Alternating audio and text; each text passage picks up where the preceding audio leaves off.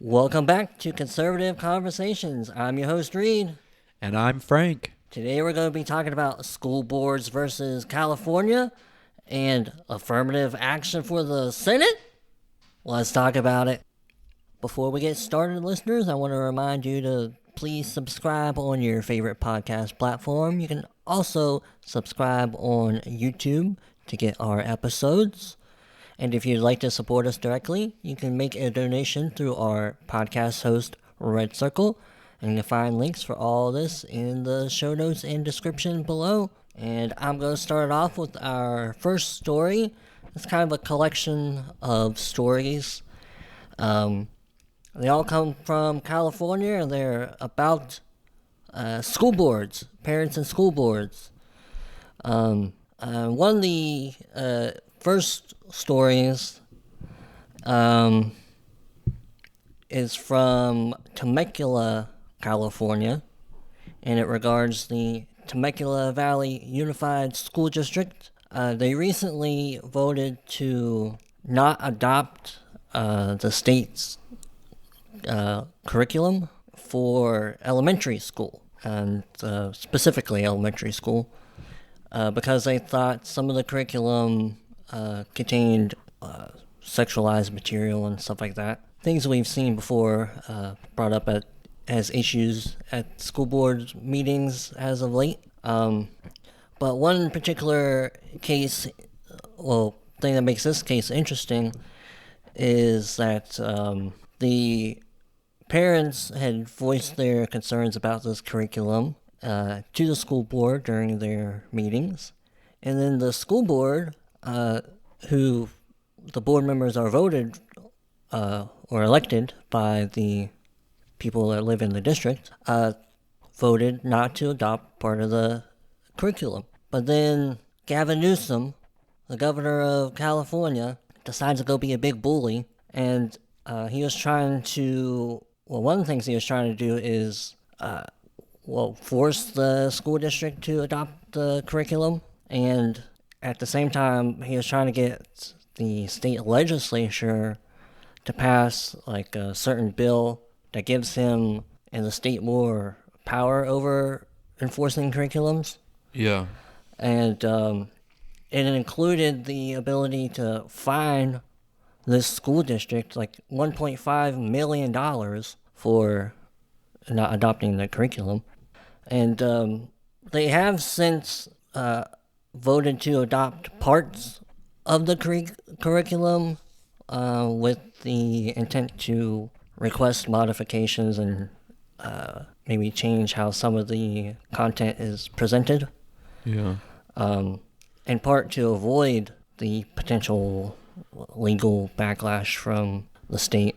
And I just thought that was an interesting case because one of the people, the board members who was interviewed on Daily Wire's Morning Wire, which is one of my daily podcasts I listen to. Uh-huh.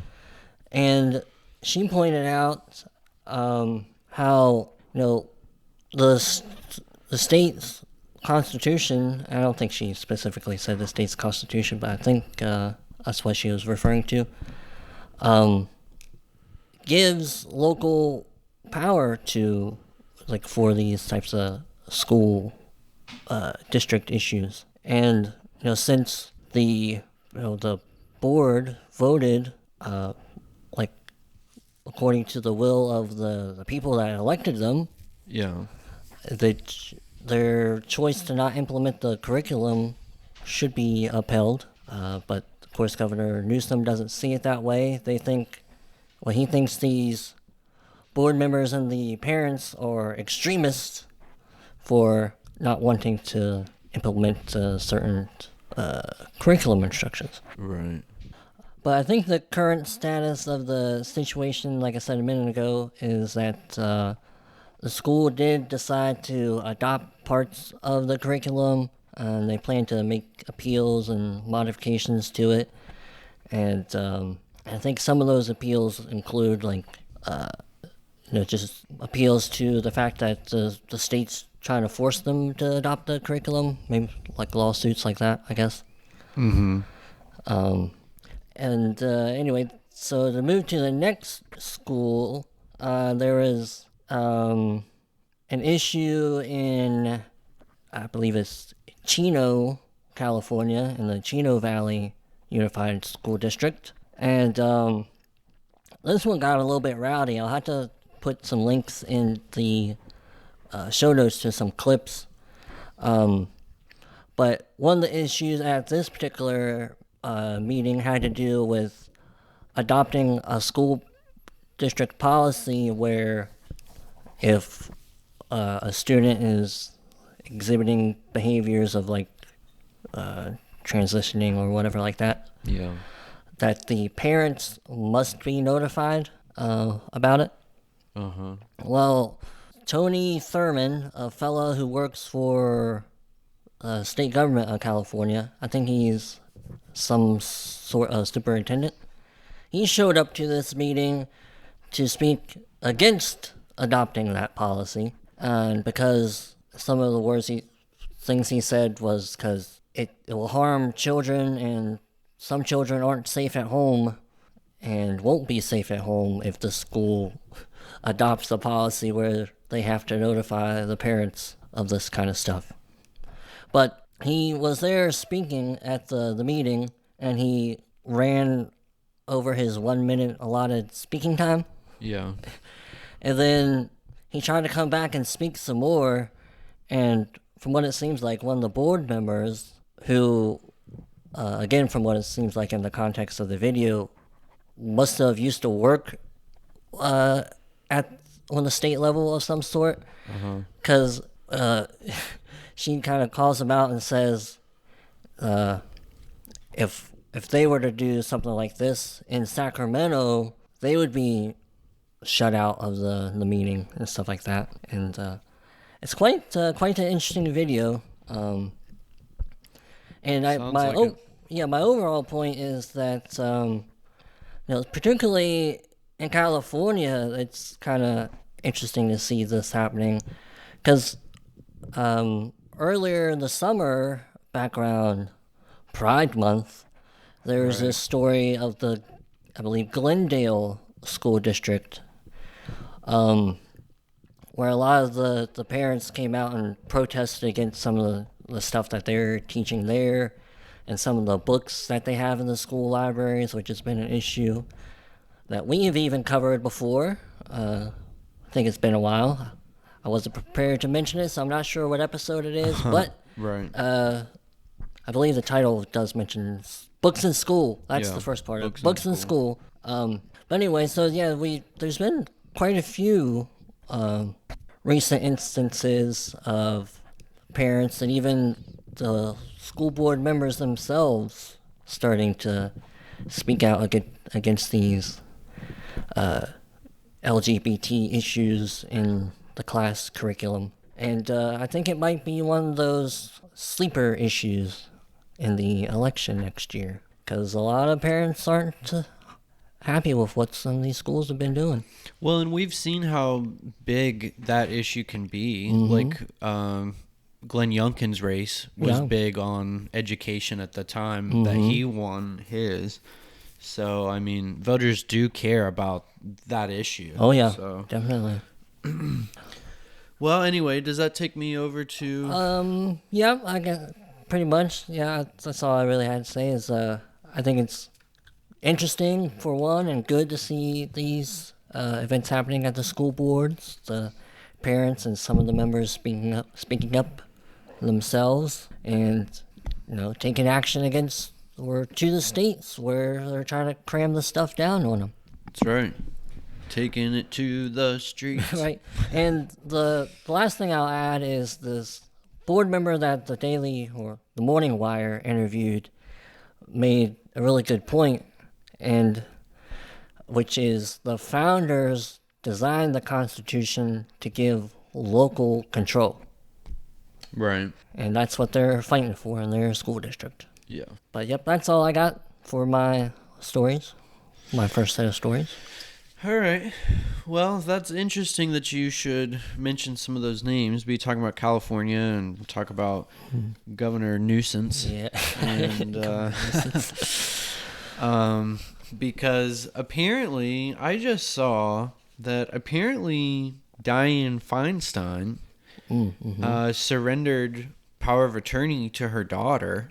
Oh. I didn't know that. I hadn't heard this yet either. And this comes in the wake, at least for me, of just seeing video of her. She like stalled out in Congress the other day. She was just supposed to vote aye or nay on something, and she starts giving a whole big speech.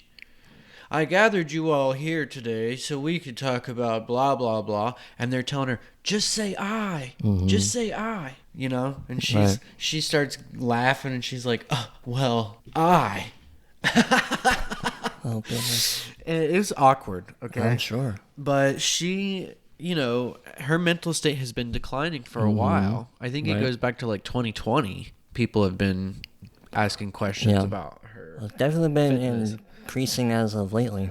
Yeah. And anyway, I guess around discussions of replacing her, Gavin Newsom has said that if he gets an opportunity, like should Dianne step down and he gets the chance to appoint somebody, he's already basically said that he would appoint Representative Barbara Lee, basically. And she's already said that she would accept the appointment by Newsom. And he's definitely said that it's going to be a black woman, just like the way Biden did with his Supreme Court. Yeah, with Ketanji Jackson. Supreme Court, I think I fudged it up. Yeah, with that Supreme Court pick. And, this is interesting because this all comes in the wake of the, recent Supreme Court hearing against Harvard, right? That says that you can't judge these things based on racial demographic or whatever. And I think it's also going to be interesting because not only do they sort of have these side bets going on where, Newsom's already planning on who he might put in if he gets the power. People are always already planning, well, I'm really in with Newsom, so if he gets the opportunity, maybe he'll pick me. And then there's other people like Schiff. Remember old Schiff for Pencil brains? neck, as Trump would call him. Yeah, exactly. Well, he's even scheming. He's scheming the other way. He's sort of hoping that if Feinstein can stick it out till 2024 when her term ends, he's going to run. He'll run for it. And he's been out fundraising a lot of other Democrats, both in his state and nationally, other Democrats who are thinking of running. And he's raised something like $30 million so far for some kind of effort, 2024 run. So I just think that's interesting that they're already planning, it's going to be a diverse hire. It's going to be a black woman. It's going to be this. It's going to be that. And even this article that I've read in preparation to this, it even says like it's biased, in my opinion, because it says some white guy. It says if Feinstein remains in her seat until 2024, some white guy like Schiff might be able to squeeze in to the position. When it's supposed to be a diversity hire or whatever. It's been promised as being a diversity hire. Right. So I just think that's interesting because if you remember when the Supreme Court decision came down, we even said in that episode where we were reacting to it, I wonder if other such things are going to be challenged. Right, If the validity of such things are going to be challenged. Well, it seems to me like there's hope because I saw in another article by the Daily Caller that there's some kind of group called the American Alliance of Equal Rights. Okay? And they've launched a new lawsuit that's challenging a venture capital firm who's running or been running a grant program called the Fearless Fund, which awards $20,000 grants quarterly to small businesses founded specifically by black women.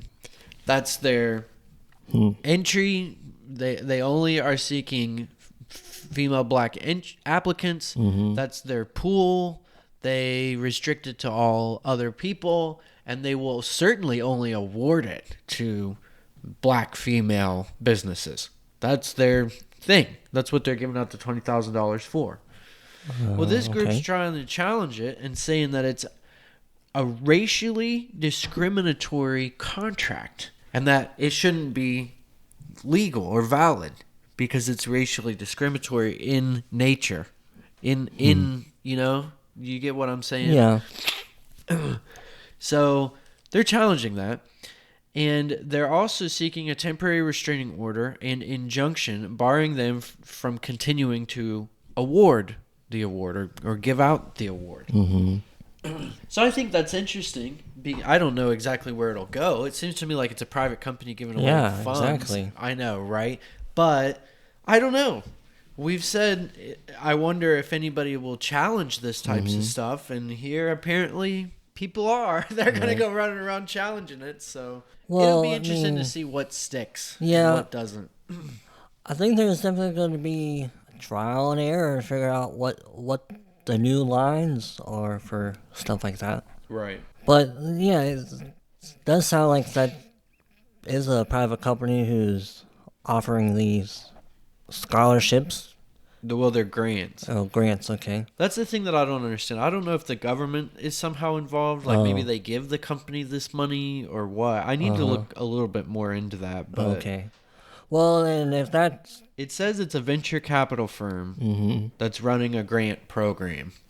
So I don't know what that means. Maybe they just oversee it. If they do partner with the government, then I guess whoever's trying to sue them does have... Well, I mean, I'm no lawyer. I didn't study law, but it seems to me they have a little bit more standing if the government is, a partner in this program. Yeah. Is like secondhand, only giving it to black women. Right. But if it's just this company on their own, raising their own funds, however they do it, and providing the funds to their applicants without the government, then it seems okay to me. Yeah. It's free association. I mean, go find you a venture capital firm giving out these grants for poor Appalachian white people. I'm sure there might be something like that. I mean, that's presumably the whole beauty of the market. There's probably something out there that would meet your need. But yeah, that is interesting, bringing it back to the whole California thing. It definitely doesn't surprise me that Gavin Newsom would essentially promise that it's going to be a black lady that he's going to pick.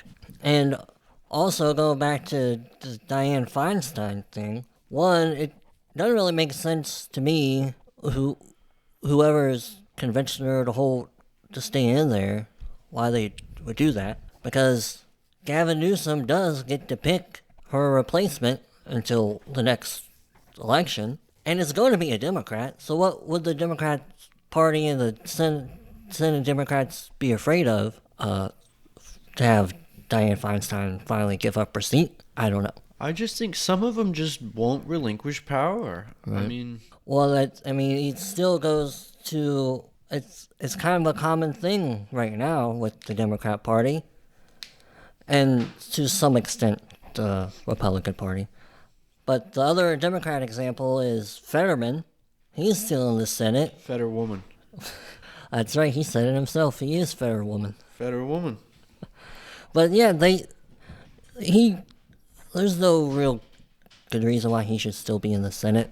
And again, we've talked about this before. No offense to the man, he had a stroke, for crying out loud. I mean, I know, but he can't help it. He is a puppet. He is yeah. I mean, I feel like that's the rudest and truest part about the whole thing is he's just a puppet. Right, and with some of them, it's obvious. Right, yeah, definitely, and in some cases, like at least for me, I kind of feel bad for him because you would think their friends and family would want better for them. Right.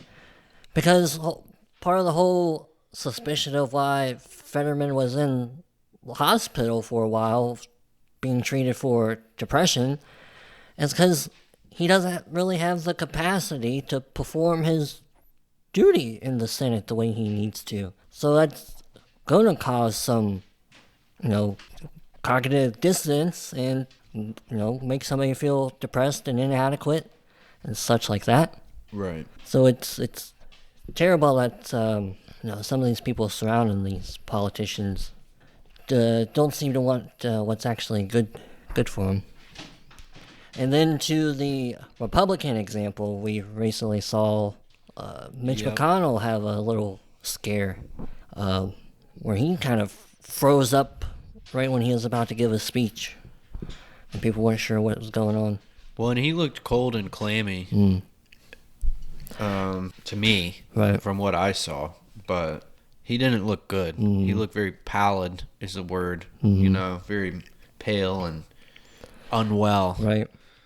Yeah, it was kind of hard for me to listen to, especially, maybe had I not known what was going to be happening, it probably wouldn't have. But, being told beforehand when somebody's about to play a clip that here's Mitch McConnell talking and all of a sudden he freezes up, nobody's sure what's going on at first, it's kind of scary. But I guess my main point to get to it is all these old politicians need to start retiring. Yeah. Young blood. We need some young blood. Exactly. Is that all you got for your one?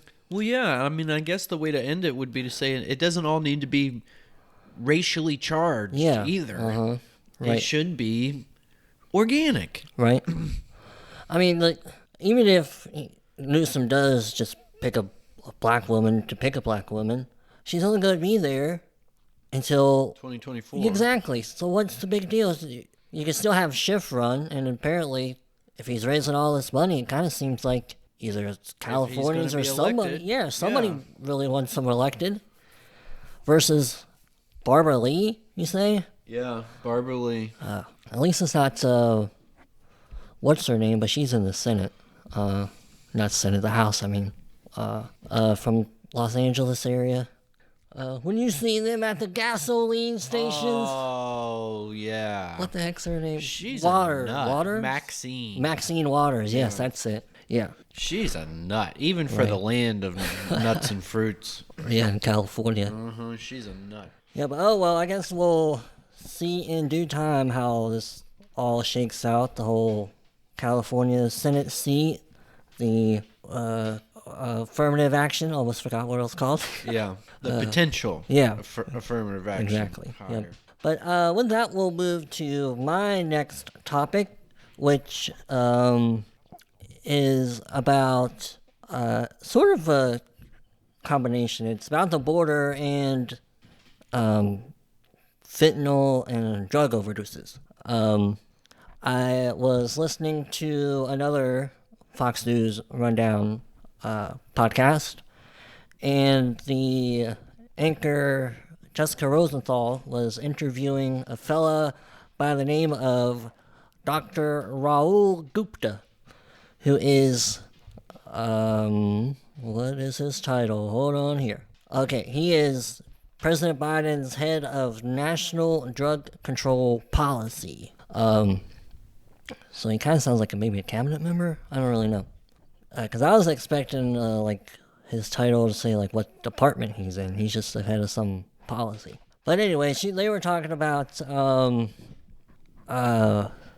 the fentanyl issue in combination with the border. And one of the things that Jessica points out in the beginning is in 2021, there were 106,000 deaths by overdose in America, which is a lot.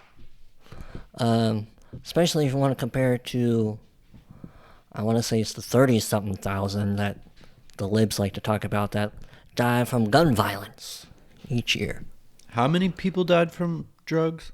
106,000 in 2021. Wow. Yeah. And they kind of go on with their conversation, and there's a couple of things that this Dr. Gupta says that I thought was pretty interesting. One of the things that they mention is, or Jessica asks, is if Dr. Gupta thinks the administration is doing enough at the border to help control the flow of fentanyl and other drugs. And Dr. Gupta brags that this administration has seized 45,000 pounds of fentanyl. He doesn't specify, so I assume that probably means during Biden's entire administration so far. Because then he says, compared to only a third of that for the previous administration. So, I guess 15,000 pounds. And that stands out to me because, I don't think I clarified that they seized this 45,000 pounds at the border. Right. Okay. Well, At the ports of entry. right. Yes. And it would seem to me, Dr. Gupta, if you're listening, that of course you're going to seize more drugs when you have more people coming across the border. Right. So because he kind of claims this is like an achievement to have seized that much, which I guess is good that they are seizing it, but he's bragging about seizing more compared to the previous administration. You make a good point. Yeah. I mean, logically, you're just dealing with a higher volume, period. Yeah. So.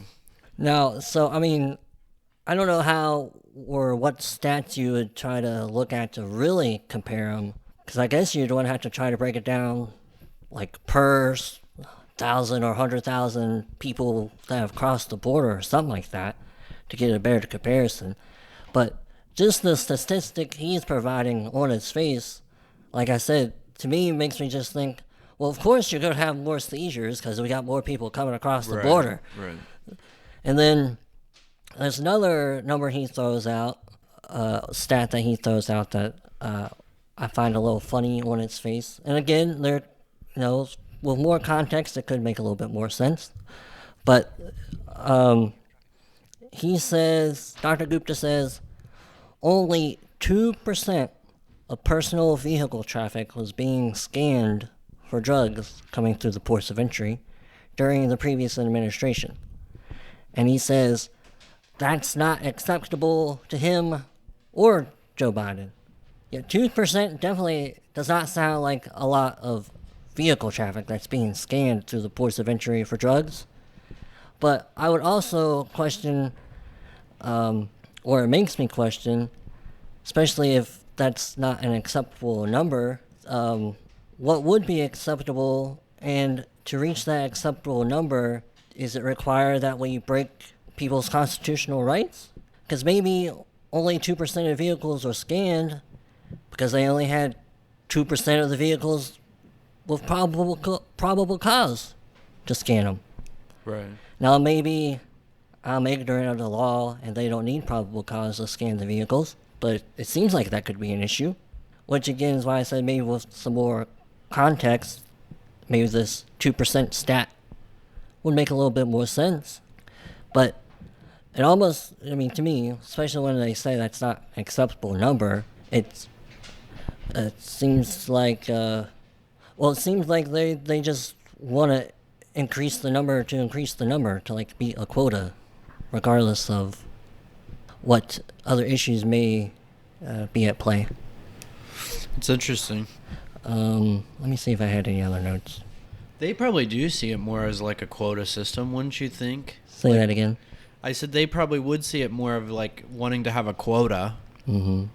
Because then they just have to do the minimum. Right. Just meet their quota and they're done. You know? Right. Yeah, exactly. I think that's a good point. But that's all the main notes I had on it. And I'll try to link to this particular episode. It's the second story that is in the episode. And I thought it was a really good job that Jessica Rosenthal pressed Dr. Gupta twice on the fact that, given that there's been so many migrants coming across the border, do they really think they're doing enough to control it and to help control the amount of drugs that are coming through. And he gave some kind of wishy-washy answer the first time, and probably the second time too. But I just thought it was, good for her being a good reporter trying to press them on that issue. Yeah. Because it is a problem. And I didn't really plan to talk about immigration itself too much, but I have heard in a couple recent other episodes of the podcast I listened to that the administration is trying to claim that the immigration has been decreasing, or particularly illegal immigration has been decreasing. But what they really have done is created these parole programs for certain countries. I don't really understand what all they entail. But essentially what's happening is they get enrolled into these programs, and it basically goes from, they're not counted as illegal immigrants anymore because they're going through this program. It's a legal process program. Right. So by pushing them into this program, it makes it look like the illegal immigration numbers have gone down. But they haven't. But I guess that's all I got. I'm trying to see if I can wrap up and put a point on it, because I know sometimes I'm not always that good at doing it. But yeah, hopefully, if this administration doesn't correct the problem, which I don't think they will, or else they would have done it by now. Yeah. Our next president, whoever it might be, will help solve, well, not solve, because I don't think it's anything that can really be solved, but help control the issue, I suppose. That's a good way to put it. Yeah. But who knows? Time will tell. Yes, it shall. And that's all I got. All right. Well, for my last point, I came across an article in the National Review on their website, anyway. And it sort of is a question about whether or not Congress has the constitutional authority for oversight and what you might call regulation of the Supreme Court. And, some interesting things are coming to a head because, they've been going after Justice Thomas quite a bit, as we've talked about on the channel, and for some of his relations with some of these donors and stuff, and so on and so forth. And then apparently they've also had issues with Samuel Alito. And are you familiar with some of those? Because I don't have great notes on them. I wasn't going to spend a lot of time about it. No, I mean, I would say I'm slightly more familiar with the claims about Thomas. Right. But well, apparently there have been some with Alito too, and I just remember reading, just generally speaking, something about how he might sit for certain interviews while he's hearing certain cases, and maybe he'll say certain things that they take as inappropriate or something like that. Yeah, they've had some issues with Alito, is the point. And supposedly Sotomayor's had some issues like that too. I wouldn't be surprised. I wouldn't be surprised. Well, anyway, the Senate Judiciary Committee, the Democrats on the Senate Judiciary Committee anyway, they sent a letter to John Roberts, and they're demanding that Alito recuse himself from some sort of, a case about some legislation that they have proposed, which... let's see. The Democrats on the committee are pushing a bill that would require Supreme Court justices to adopt a code of conduct and other laws to improve disclosure and transparency when a justice has connection to a party or amicus before the court, as well as requiring justices to explain their recusal decisions to the public from now on. So they're proposing this legislation, and I guess it's being sued about and everything. And they sent a letter saying that John Roberts needs to make Alito recuse himself because Alito has answered publicly. He sat for some kind of interview again or something like that, and he says that Congress did not create the Supreme Court. No provision in the Constitution gives them the power to regulate the Supreme Court, period, he says. Which is interesting. You know, I had just read that and I'm thinking, what? They didn't create the Supreme Court. So who did? Yeah. Who did create the Supreme Court? What do you mean? Who created the Constitution? Who created it? Yeah. What are you talking about? Right? I mean, that does sound a bit wacky, and even if it is, I fail to see why he needs to recuse himself for having some wacky legal theory, particularly. I don't see why he needs to recuse himself either, but it just seems interesting. It's almost like he's saying, no, Congress cannot regulate us. They can't do anything. Congress didn't make us up. Congress didn't organize us. And it's like, well, Somebody we're talking did. about, okay, there's an article to the Constitution that carves out how the judiciary is set up, right? But it also outlays a process by which the Constitution can be amended, right? Mm-hmm. And how is that? That would be through an act of Congress or through the several states, right? You know the amendment process to the Constitution. So if the Constitution can be changed by an act of Congress, doesn't it make sense that Congress is the source, the originating source for the document and all subsequent changes to the document?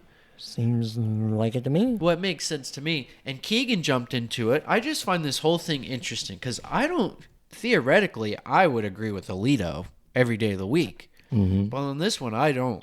And Keegan jumped into it and made headlines, and she says she was out in Portland doing something. I don't know. She's on some kind of conference, judicial conference in Portland. And she, in an interview, said, it can't be that the court is the only institution that somehow is not subject to checks and balances from anybody else. Right, because that sounds like the issue right now that is happening over in Israel. Yeah, she says we're not imperial. Congress can regulate various aspects, funding, structure, composition. She says Congress has made changes to the court's appellate jurisdiction before, etc. Right. So, I mean, there's like a historical record for changes to the court. Right. Since 1776. Right. I mean, they've changed how many justices have been on the court. Yeah, that is quite interesting. It's interesting, yeah, isn't it? Yeah. And he's like, Congress has no right. You're getting old, Samuel. Something's going on there. I know. I usually like him a lot. I think he's a great guy, but I don't know what he's talking about. Yeah, that's a bit out there. Mm-hmm. He needs to check his congressional or his constitutional theory. Yeah, in my opinion, his judicial privilege. I check his judicial privilege. Yeah. But that's a new one. I don't think I've heard that before, actually. I know. We should both take a shot. Me agreeing with Kagan. Like, what's going on? Right. But it will be interesting to see if Roberts does somehow make him recuse himself. I'd be silly if he did. Because, I mean, how is it any more wacky of an idea than what some of the liberal justices believe? I mean, you got one on the court that wouldn't even tell what's Miss Marsha Blackburn, senator from Tennessee, what a woman is. Right. And they're going to make Samuel Alito recuse himself because he's got some odd theory.